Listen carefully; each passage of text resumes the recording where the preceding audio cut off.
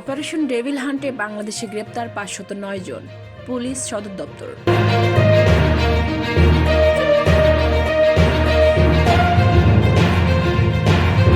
আজ পবিত্র লাইলাতুল বরাত, মুসলিম উম্মাহ এর বিশেষ রজনী। পবিত্র শবে বরাতের মাহাত্ম্যে উদ্বুদ্ধ হয়ে মানব কল্যাণ ও দেশ গড়ার কাজে আত্মনিয়োগ করার আহ্বান প্রধান উপদেষ্টার।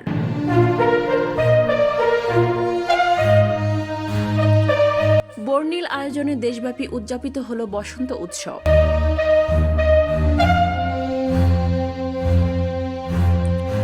হবিগঞ্জের আওয়ামী নেতা আলী আমজাদ তালুকদারকে হযরত শাহজালাল আন্তর্জাতিক বিমানবন্দর থেকে আটক করেছে পুলিশ।